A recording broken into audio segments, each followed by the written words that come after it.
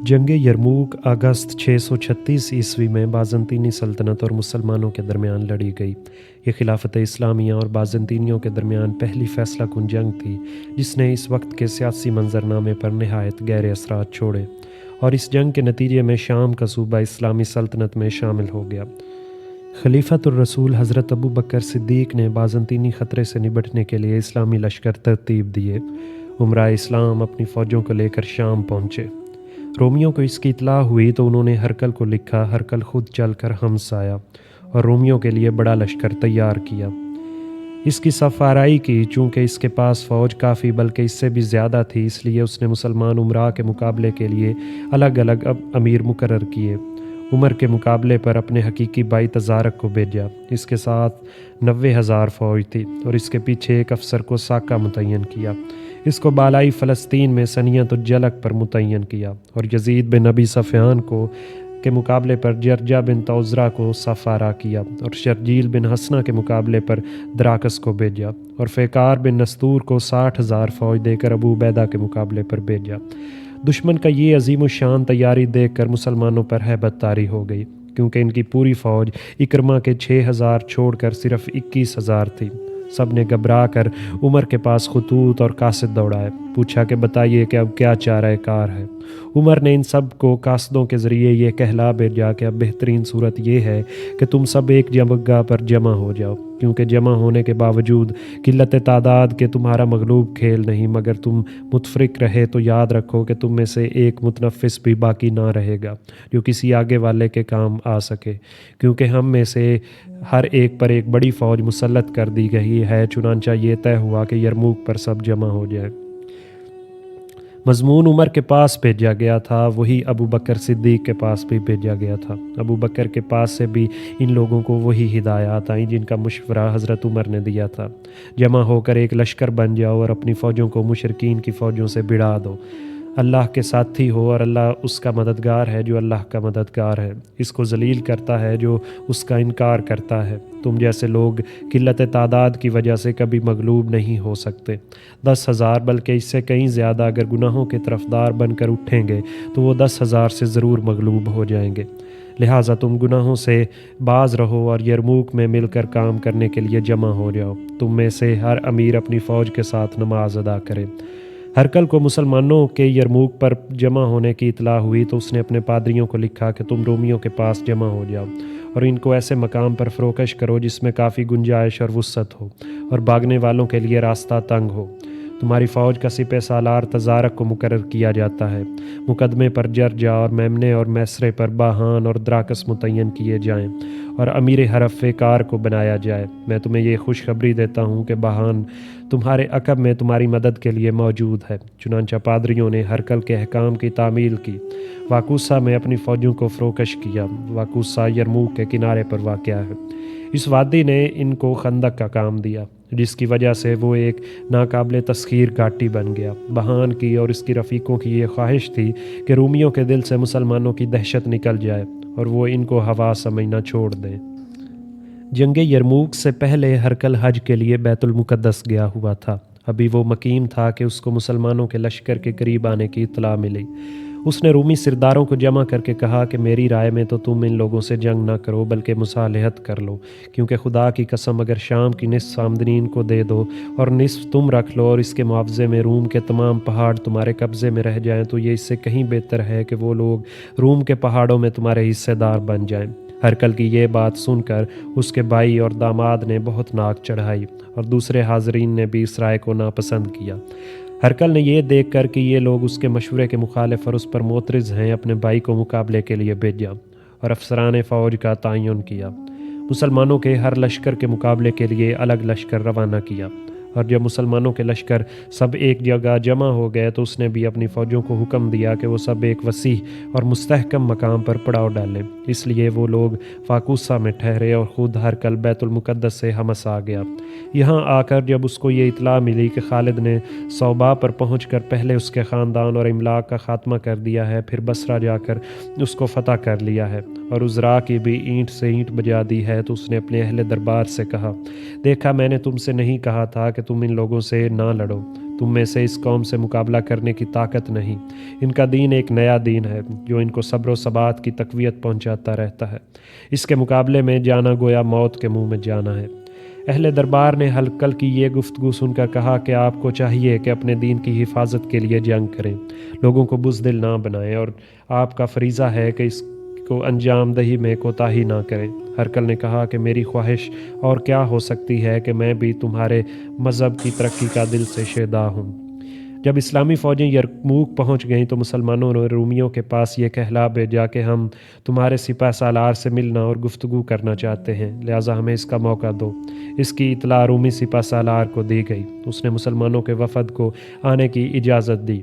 اس وفد کے ارکان حسب ذیل حضرات تھے: حضرت ابو عبیدہ، یزید بن ابی سفیان، حارث بن حشام، زرار بن الزوار اور ابو جندل بن سہیل۔ اس روز بادشاہ کے بائی کے لشکر کے بیچ میں 30 ریشمی خیمے نصب کیے گئے تھے۔ ان پر 30 دیبا کے پرزے آویزاں کیے گئے تھے۔ جن مسلمانوں کا وفد ان آراستہ خیموں کے پاس پہنچا تو انہوں نے اس کے اندر قدم رکھنے سے انکار کر دیا اور کہا کہ ہمارے مذہب میں ریشم کا استعمال حرام ہے۔ تمہارے سپہ سالار کو چاہیے کہ ہم سے ملنے کے لیے باہر آئے۔ مجبوراً اس کو باہر کے فرش پر آنا پڑا۔ اس واقعے کی اطلاع ہرکل کو ہوئی تو اس نے کہا کہ میں نے تم سے نہیں کہا تھا، یہ پہلی ذلت ہے، مگر شام، اے کاش شام برباد نہ ہو۔ افسوس، رومی منحوس بچے کی وجہ سے ہلاک ہو گئے۔ رومیوں اور مسلمانوں کی مصالحت کی گفتگو ناکام رہی۔ ابو عبیدہ اور اس کے رفقا واپس آ گئے اور رومیوں کو دھمکی دے کر آئے، چنانچہ لڑائی ہوئی۔ مسلمان اپنی جائے اجتماع سے اٹھ کر رومیوں کے بالکل سامنے ان کے راستے پر ٹھہر گئے۔ رومیوں کے لیے اس کے سوا اور کوئی راستہ نہ تھا۔ یہ دیکھ کر عمر بول اٹھے، مسلمان مبارک ہو بخدا رومی محصور ہو گئے، اب ان کے لیے کچھ بن پانا مشکل ہے۔ مسلمان رومیوں کے سامنے ان کا راستہ روکے ہوئے سفر 13 ہجری سے ربیع الثانی تک پڑے رہے اور ان کا کچھ نہ بگاڑ سکے اور نہ خود ان تک پہنچ سکے، کیونکہ رومیوں کے پیچھے واقوسا کی گھاٹی تھی اور سامنے خندق تھی۔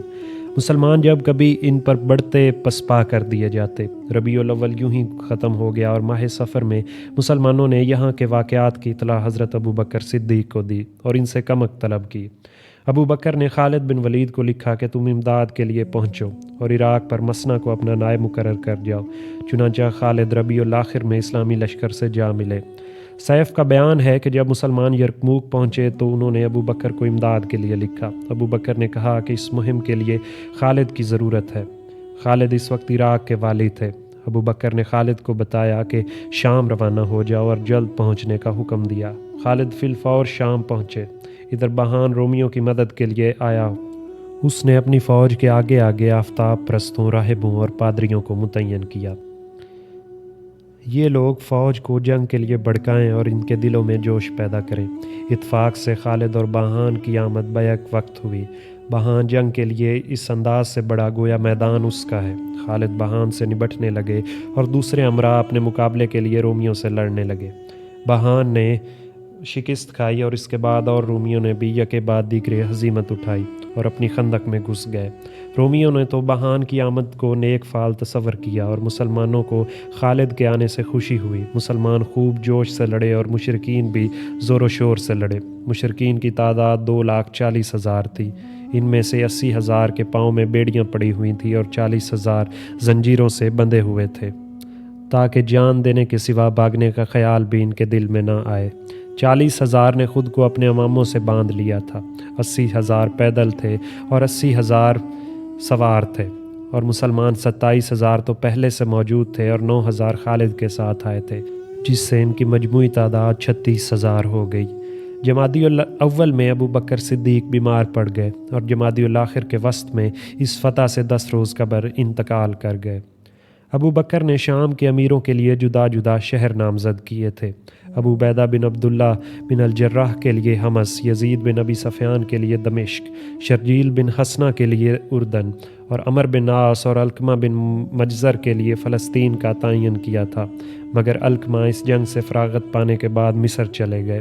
جب مسلمان شام کے قریب پہنچے تو دشمنوں کا ٹڈی دل دیکھ کر ہوش اڑ گئے، اس لیے سب کی یہ رائے قرار پائی کہ ایک جگہ جمع ہو جائیں اور مسلمانوں کی پوری فوج کو دشمن کی پوری فوج سے بڑھا دیا جائے۔ خالد نے یہ دیکھ کر مسلمان امراء الگ الگ اپنی فوجوں کو لڑا رہے ہیں ان سے کہا کہ اے سردارو، کیا آپ ایک ایسا مشورہ ماننے کے لیے تیار ہیں جس سے امید ہے کہ خدا کا دین سربلند ہو اور آپ کے مراتب میں اس سے کوئی کمی نہ آئے؟ خالد رضی اللہ تعالیٰ عنہ اور عباد کا بیان ہے کہ شام میں ان چاروں امراء کے ساتھ 27,000 کا لشکر پہنچا۔ 3,000 سپاہی خالد بن سعید کے پاس سے تھے جن کا امیر ابو بکر نے معاویہ اور شرجیل کو بنایا تھا، اور 10,000 عراقی کمک کے تھے جو خالد بن ولید کے ساتھ آئے تھے۔ علاوہ ازیں 6,000 وہ تھے جو خالد بن سعید کے بعد اکرمہ کے ساتھ جمع اور پشت پناہ بنے رہے۔ اس طرح مسلمانوں کا لشکر 46,000 نفوس پر مشتمل تھا۔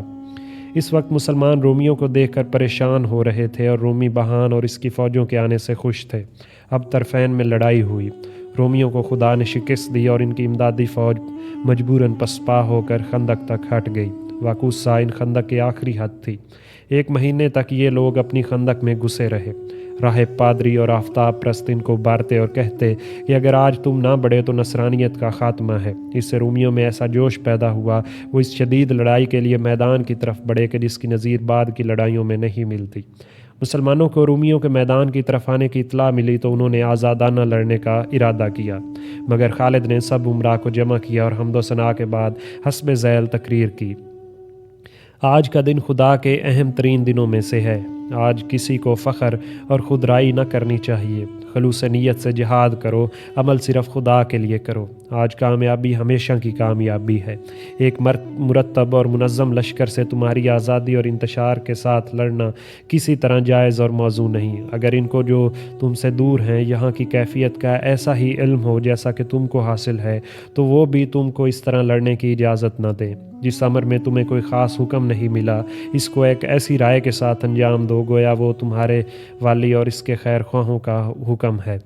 یہ سن کر ان لوگوں نے کہا کہ بتلائیے کہ آپ کی کیا رائے ہے؟ خالد نے کہا: ابو بکر نے ہم لوگوں کو یہ خیال کر کے بھیجا ہے کہ ہم اس مہم کو بآسانی سر کر لیں گے۔ اگر ان کو یہاں کے واقعات کا علم ہو جائے تو وہ تم کو متفرق رکھنے کی بجائے اکٹھا رکھنے کو ترجیح دیتے۔ مسلمانوں کے لیے یہ موقع اس سے پہلے کے مواقع کی بنسبت زیادہ سخت ہے، اور مشرکین کو چونکہ کافی مدد مل گئی ہے اس لیے ان کے لیے یہ سازگار ہے۔ میں دیکھتا ہوں کہ دنیا نے تم کو متفرق کر دیا ہے۔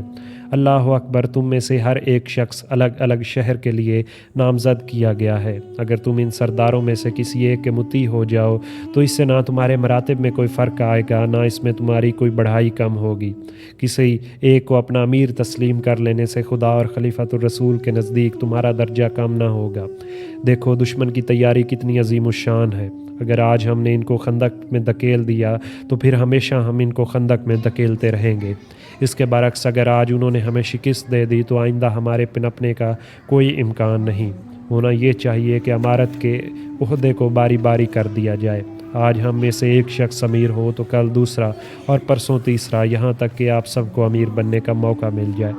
آج کا امیر مجھے بنا دو۔ چنانچہ سب نے خالد کو امیر تسلیم کیا۔ یہ لوگ یہ سمجھتے تھے کہ رومیوں کی آج کی یورش بھی اور دنوں کی طرح کی ہے اور ابھی یہ چپکلش اور طول کھینچے گی، مگر اب کی دفعہ رومیوں کی صف آرائی ایسی باضابطہ تھی کہ اس کی مثال اس سے قبل دیکھنے میں نہ آئی۔ اس کے مقابلے میں خالد اپنے لشکر کو جس طریقے سے مرتب کیا وہ عربوں کے لیے بالکل نیا تھا۔ خالد نے اپنی فوج کو بہت سے دستوں میں منقسم کر دیا، جن کی تعداد 36 تا 40 بیان کی جاتی ہے۔ خالد نے کہا کہ تمہارے دشمن کی تعداد بہت زیادہ ہے، وہ اپنی کثرت پر اترایا ہوا ہے۔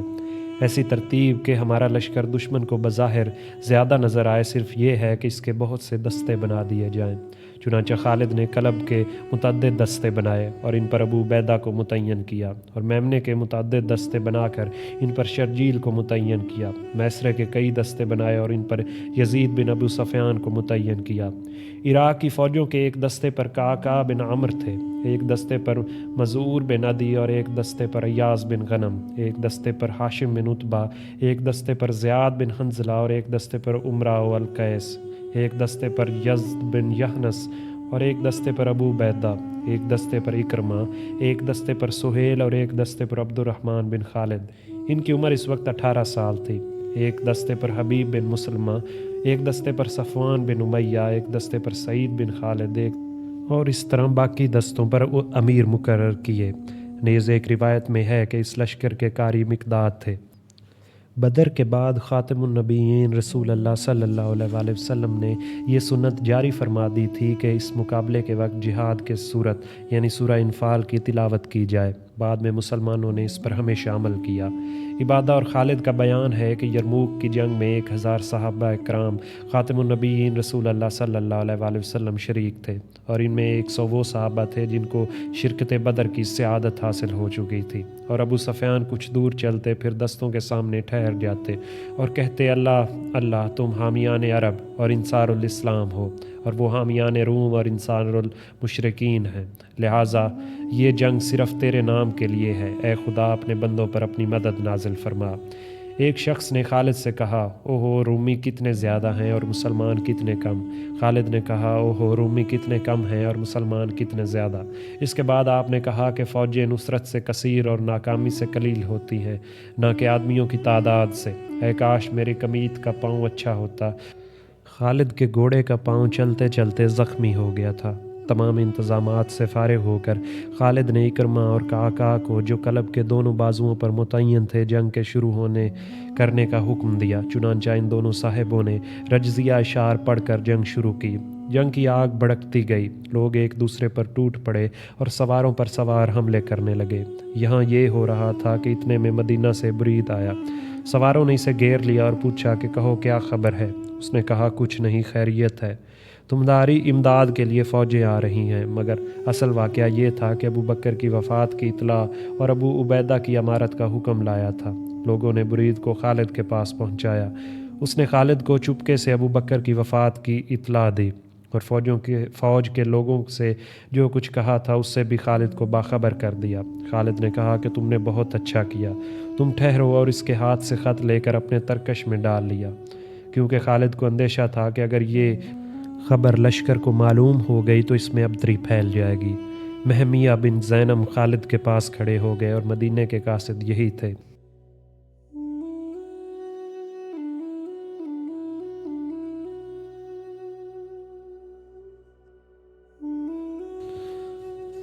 جرجاء کا پچھلی قسط میں ذکر کیا جا چکا ہے کہ ہرقل شاہ روم نے اسے اپنے لشکر کے ایک حصے کا سردار مقرر کیا تھا۔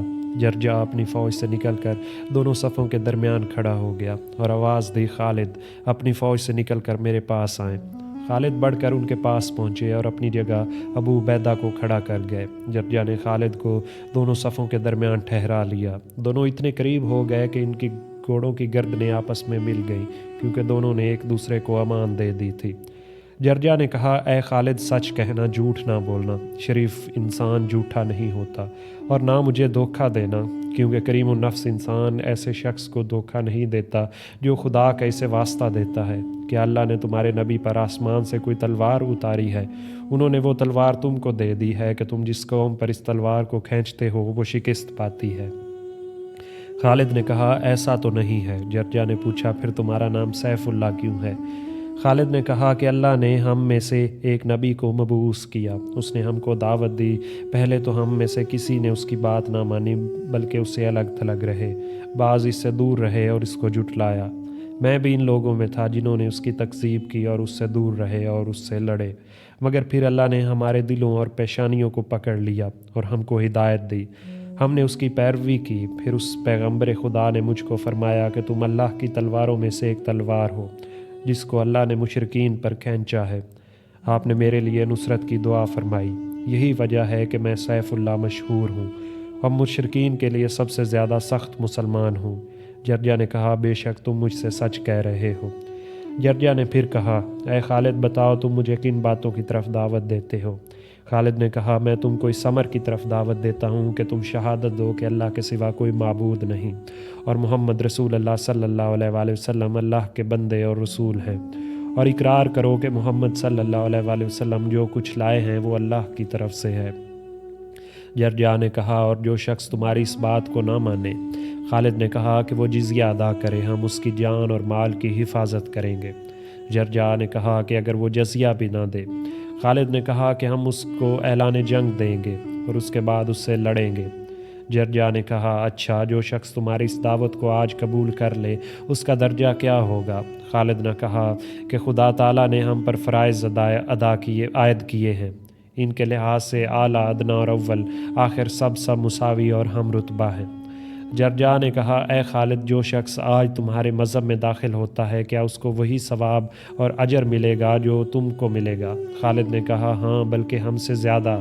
اس نے کہا کہ وہ تمہارے برابر کیسے ہو سکتا ہے حالانکہ تم اس سے سبقت رکھتے ہو؟ خالد نے کہا کہ اس کی وجہ یہ ہے کہ ہم لوگ اسلام میں داخل اس وقت ہوئے تھے اور اپنے خاتم النبیین صلی اللہ علیہ وآلہ وسلم سے ہم نے اس وقت بیعت کی تھی جب وہ ہم میں باقاعدہ حیات تھے۔ آسمان پر سے آپ پر خبریں آتی تھیں، آپ ہم کو کتابوں کی خبریں سناتے اور اللہ کی نشانیاں دکھاتے تھے۔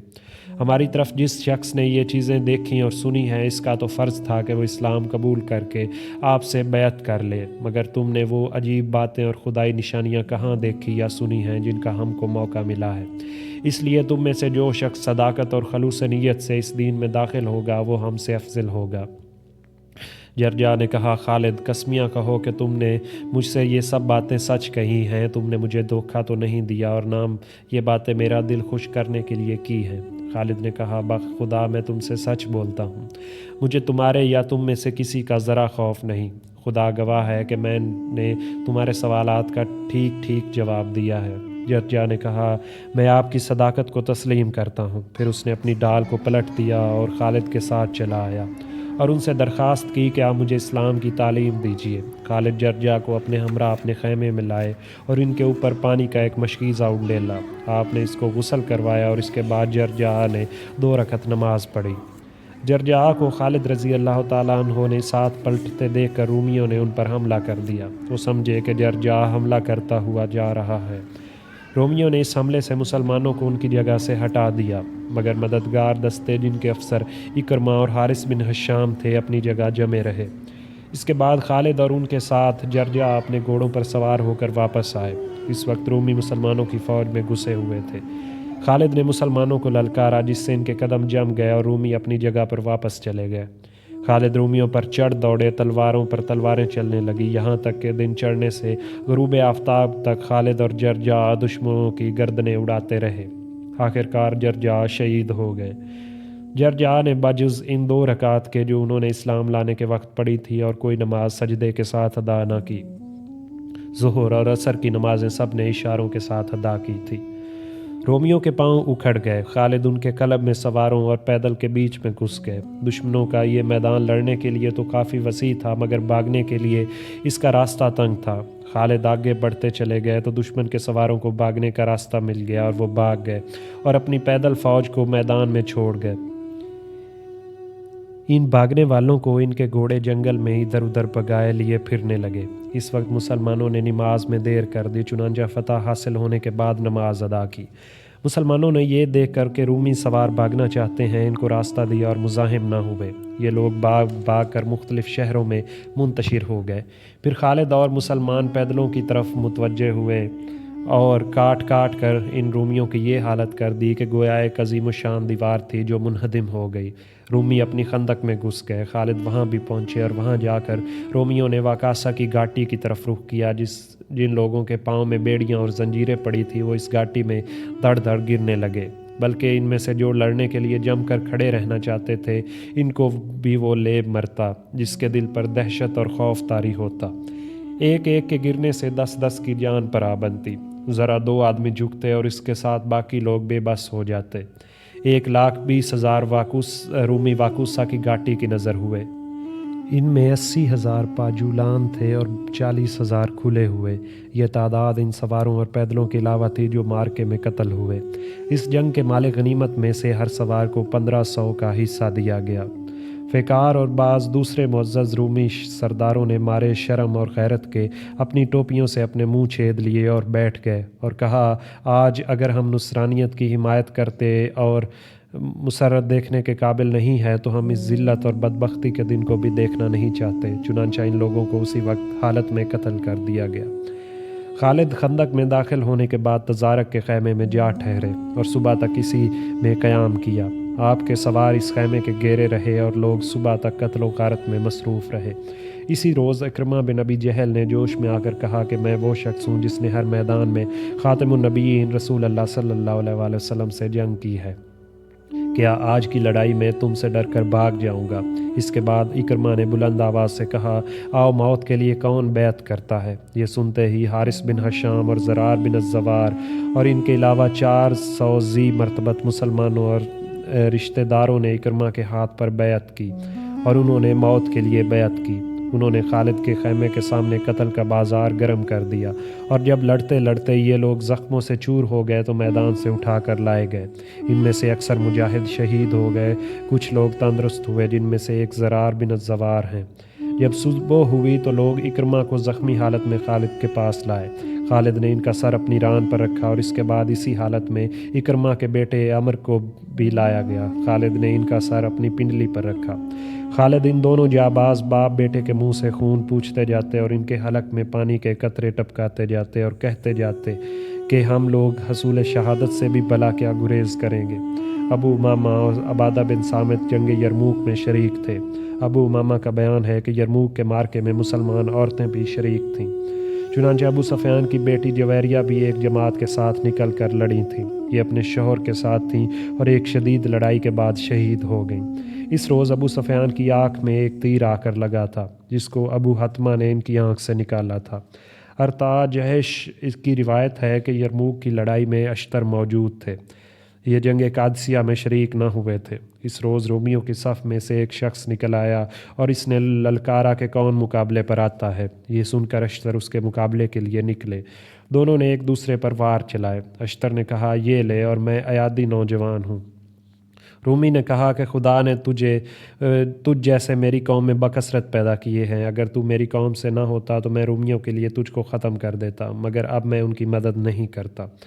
جنگ یرموک میں 3000 مسلمان زخمی اور شہید ہوئے تھے۔ ان میں یہ لوگ بھی تھے: اکرمہ، عمر بن اکرمہ، سلمہ بن حشام، عمر بن سعید، ابان بن سعید اور خالد بن سعید۔ یہ تندرست ہو گئے تھے، پھر معلوم نہیں کہ ان کا انتقال کہاں ہوا۔ اور جندب بن عمر بن حمہ دوسی اور طفیل بن عمر اور زرار بن الزوار یہ تندرست ہو کر زندہ رہے۔ عمر بن میمون اپنے باپ سے روایت کرتے ہیں کہ جب خالد شام کو اہل یرموک کی امداد کے لیے جا رہے تھے تو ان کو رومی علاقے کا ایک عرب ملا۔ اس نے کہا، اے خالد، رومیوں کی تعداد 2 لاکھ یا اس سے بھی زائد ہے، اس لیے اگر تم اپنے مددگاروں میں واپس چلے جاؤ تو بہتر ہے۔ خالد نے کہا، کیا تو مجھے رومیوں سے ڈراتا ہے؟ خدا کی قسم، میری آرزو یہ ہے کہ میرے گھوڑے کا پاؤں تندرست ہو اور رومی اپنی تعداد سے 2 چند ہوں۔ چنانچہ خدا نے رومیوں کو باوجود کثرت خالد کے ہاتھ سے شکست دی۔ ارطاء بن جیشن کہتے ہیں کہ اس روز خالد نے یہ کہا، تعریف اس خدا کے لیے زیبا ہے جس نے ابو بکر پر موت کا حکم جاری کر دیا، وہ مجھے عمر سے زیادہ محبوب تھے۔ اور تعریف اس خدا کے لیے زیبا ہے جس نے عمر کو حاکم بنا دیا، وہ مجھے ابو بکر کے مقابلے میں ناپسند تھے، مگر پھر مجھ سے جبراً ان سے محبت کروائی۔